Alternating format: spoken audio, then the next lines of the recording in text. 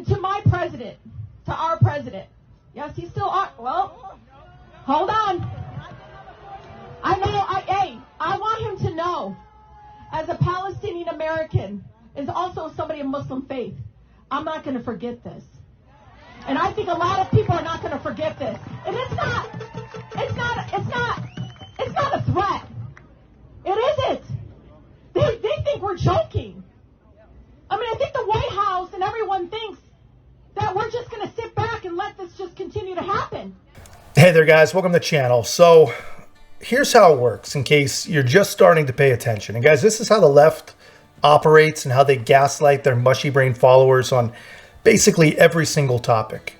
Usually no one cares. It's generally just, some ridiculous stuff about how Ron DeSantis or whatever other Republican, they're all just a bunch of racist, backwoods bigots for actually caring about parental rights and education, which is a fancy way to say what books are or are not appropriate for children.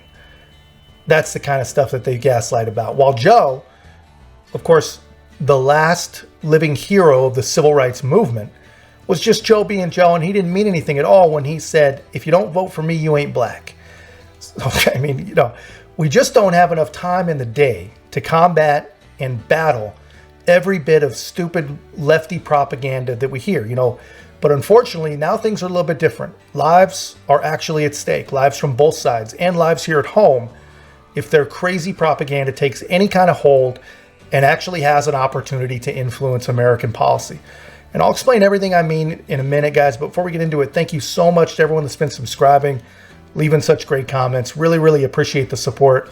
If you haven't already, guys, help us to continue to grow. Like, comment, subscribe. Most importantly, share the channel so we can get our message out there. Join our community. We're having a lot of fun. So here's how it works. Here's how it's working on this topic.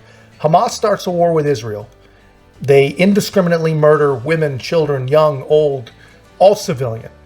And immediately you have calls from the usual anti-Semite apologists that Israel must show restraint. But here's the thing they don't tell you. Israel does show restraint. They warn the civilians that they're coming. They even tell them where they're going and where they're not going to go, where they can go to be safe.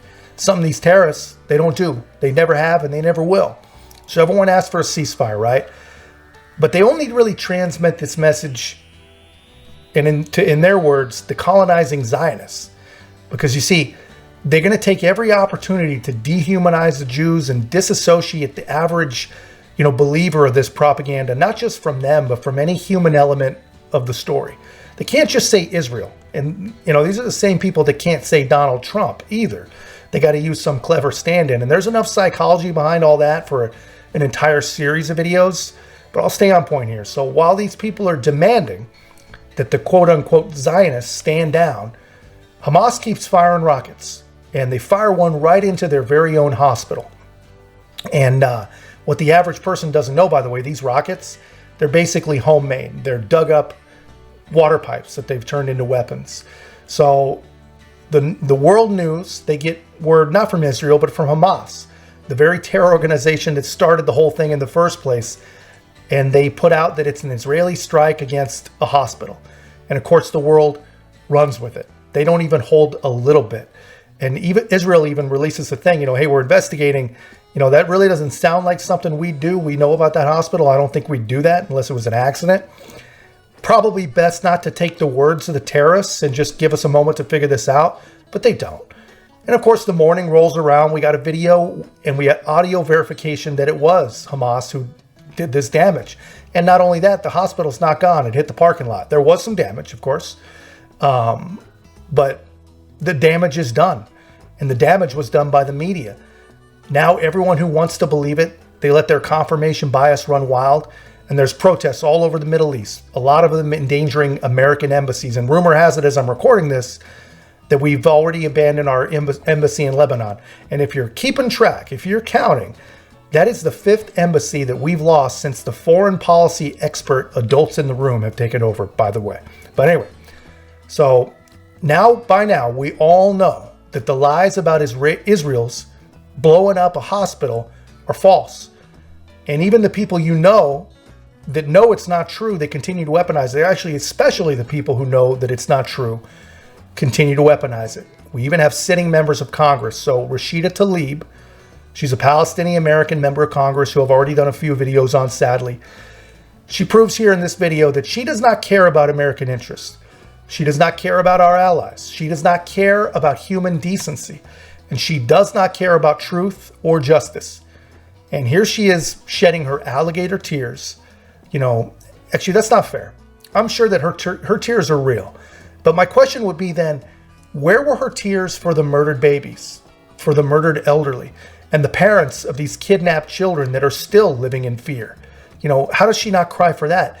And honestly, how did she not cry for that even just knowing what was coming, right? So watch this, guys. And as you do, please don't forget that as she's saying this, she and everyone there watching this, they already know that these are lies straight from the mouths of terrorists. And here she is just stirring up, you know, mess. She wants to start a religious war, basically. Here she is, a sitting U.S. congressperson proliferating the propagandized terrorist talking points. You're going to give millions of dollars back to Gaza to help children. Great. But then you're going to give billions to literally fuel the same violence, the psycho violence that's going to continue to happen. Do you know in the last 15 years, there have been 7 conflicts. I don't even like calling it that. 7 waves of just death in Gaza. 7 times. So when are we going to say as Americans enough? Because I truly believe this. I truly believe this in my heart. Americans want a ceasefire. They want it to stop. You know, when I first got elected, my cousin in Ramallah called me, and we had this moment. And she's like my little cousin, but now she's an adult. And she says to me, "Oh my God, we can't believe you got elected." And I said, "Yeah, you know, I'm just like, whatever, you know, I'm here, okay." But she says, "You don't get it, Rashida. We really thought Americans hated us. Like the fact that you got elected, like she just even that, like, oh my God, so they don't." I said, "No. The majority of Americans are literally against oppression. They're against occupation. They're against human rights violations. If you just tell them the truth, they will be on our side. So we have to speak the truth. We gotta stop allowing people to police our words, to target what we say. At the end, Maya and Shama should be alive.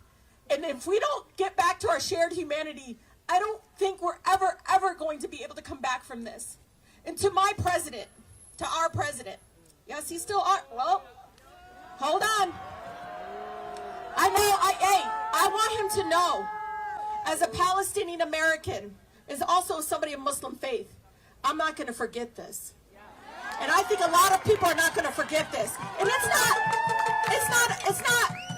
not a threat. It isn't. They think we're joking. I mean, I think the White House and everyone thinks that we're just going to sit back and let this just continue to happen. No.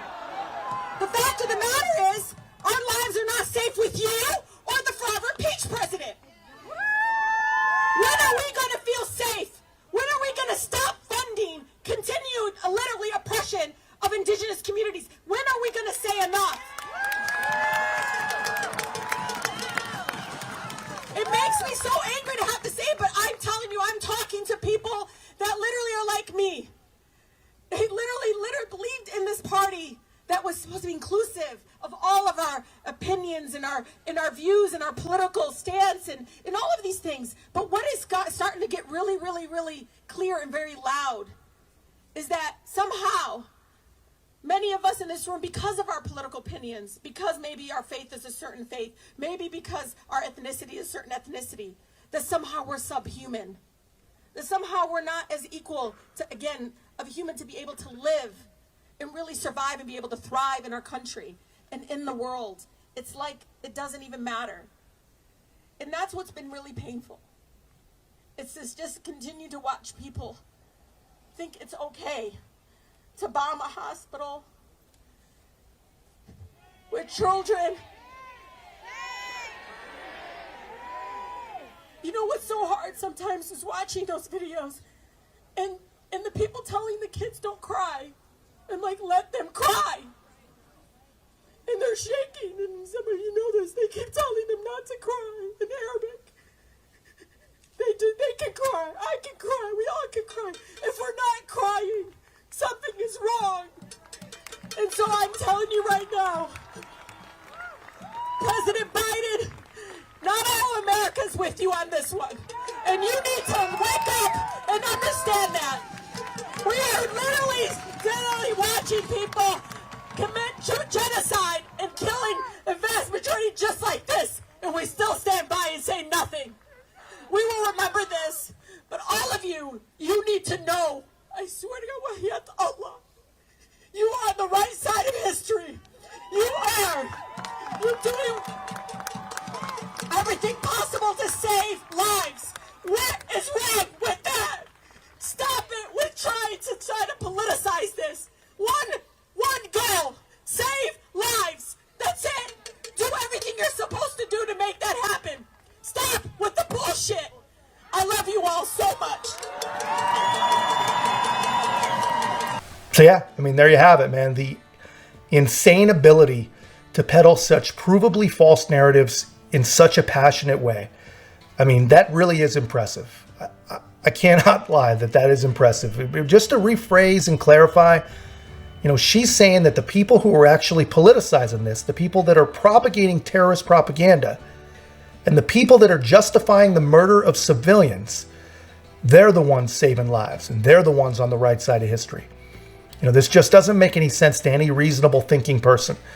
And, you know, apparently she only supports the killings of white Eastern Europeans because, honestly, can you imagine the world, the reactions from the world if we came out immediately after Russia attacked and we told them, hey guys, hey, dial it down, everybody be cool. Ringo, tell that be cool. Don't let hate permeate, guys. Let's all take this down a notch. Well, we didn't do that. We did the exact opposite. We threw gas on that war, and we're still throwing gas on the war. So this is where we're at, man. One war is good, one war is bad. And the people telling you this and making all the decisions on it, they don't care about American values. They don't care about American safety. They do not care about the American Constitution. And honestly, you know, how do acts like this not lead to your removal from Congress? How is that even possible? You know, what in the hell is really going on in her district? I mean, really, how is it possible, man? But, you know, how is there not an amendment or a rules package that says if you simp for terrorists or promote their propagandist messaging, you're out? You know, and here's the thing that I really don't understand. The left pretends to care about trans and gay rights and all these other, you know, virtuous issues, you know, one virtue signal after another. How can you hold those views and those values and also support violent extremist terrorist groups that would literally borrow your head for supporting gay rights? You know, how does that even come close to making any kind of sense to any of these people? Anyway, guys, that's just my take. Please let me know yours in the comments. I thought you guys deserved to see this. And don't forget to like, comment, subscribe. Most importantly, share the channel. We'll see you in the next one.